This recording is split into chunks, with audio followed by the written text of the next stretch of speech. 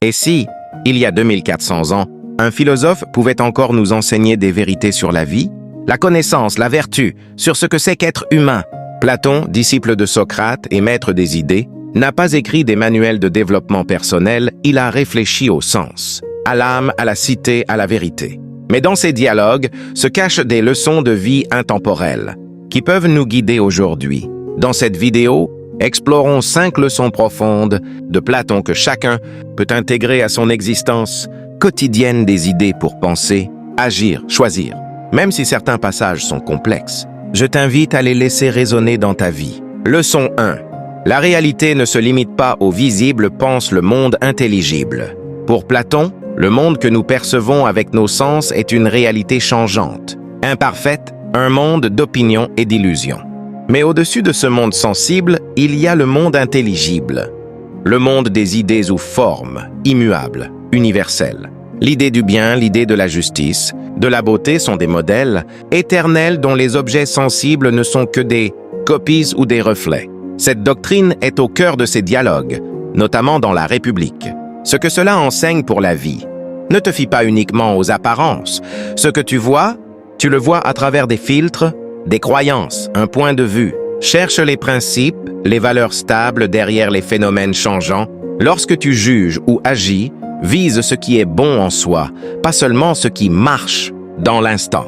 Conseil pratique. Dans une situation difficile, relation, conflit, choix moral, demande-toi, quelle est la valeur durable ici? Cultive le temps de réflexion. La distance. Ne toi-même sois pas l'esclave du visible. Lis le mythe de la caverne de Platon, réfléchis à ce qui pourrait être les ombres dans ta vie. Leçon 2. Le savoir est une conversion de l'âme.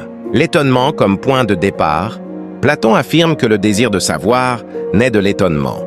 L'âme constate des contradictions, des merveilles, et se met à penser. Dans ces textes, l'âme doit se convertir, se détourner des objets sensibles et s'orienter vers l'intelligible, vers le vrai. Cette conversion n'est pas un simple changement intellectuel, mais une mutation de vie. Ce que cela enseigne pour la vie. Ne considère jamais le savoir comme acquis. Restez curieux, ouvert, questionnez constamment. Accepte que la vérité exige un effort, un retournement, un dépassement des habitudes mentales. L'âme fait l'effort de s'élever, et ce mouvement est une forme de libération. Conseil pratique. Garde une attitude d'étonnement devant le monde. Chaque jour, cherche à éprouver ce que tu ne savais pas. Ne reste pas sur des jugements prématurés. Laisse la question demeurer. En lisant, relis, médite, laisse le texte agir sur toi, pas seulement intellectuellement. Leçon 3. La justice intérieure, ordre et harmonie dans l'âme. Platon ne discute pas seulement de justice dans la cité, mais aussi de justice dans l'âme. Il distingue 3 parties de l'âme. La raison, le courage, élément irascible, et le désir, élément concupiscible. Une âme juste est celle dans laquelle la raison gouverne. Le courage aide la raison et le désir obéit.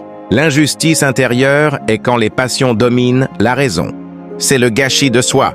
Ce que cela enseigne pour la vie, c'est que, pour bien vivre, il ne suffit pas d'avoir des principes, il faut que chaque partie de toi soit en ordre. L'harmonie intérieure est aussi importante que les actes extérieurs. Quand tu sens des désirs ou des impulsions fortes, ce sont des signes.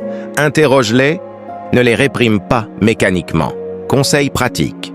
Lors d'une émotion forte, colère, désir, peur, fais une pause et demande-toi quelle partie de moi agit.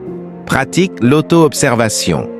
Note les moments où le désir l'emporte et où la raison reprend.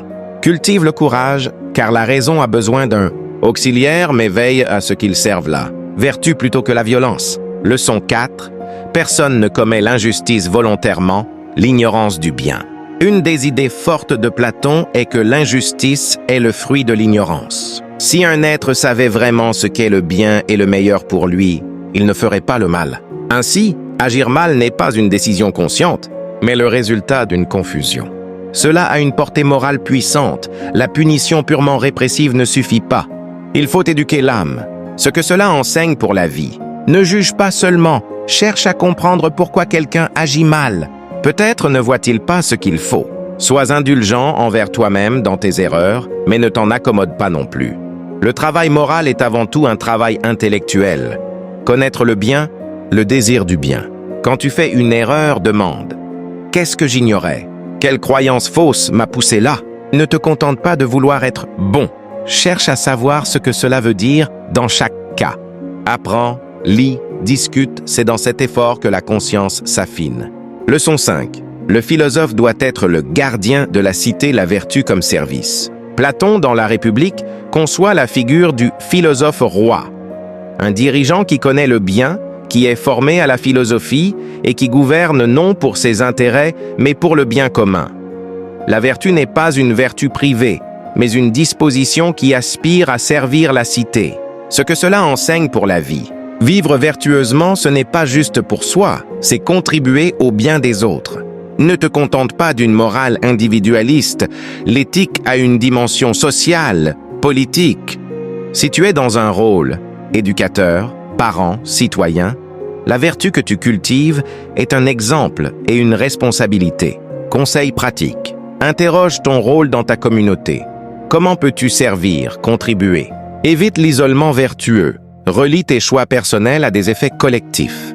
Quand tu as un pouvoir, quel qu'il soit, influence, parole, autorité, veille à ce qu'il serve le bien plutôt que l'intérêt privé.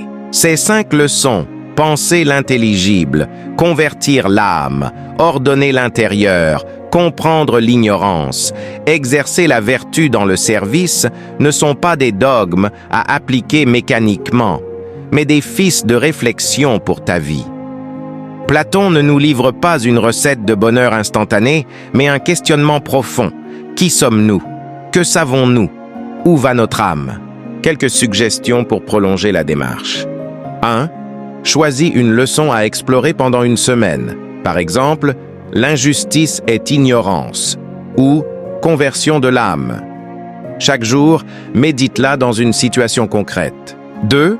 Lis un dialogue de Platon simple, comme le Ménon, Phédon, Apologie, en gardant ces leçons à l'esprit. 3. Partage avec quelqu'un. Parler de ces idées aide à les clarifier, à les incarner. 4. Revis ta vie sous ces angles. Quelle partie de toi domine? Quelles valeurs gouvernent tes actes?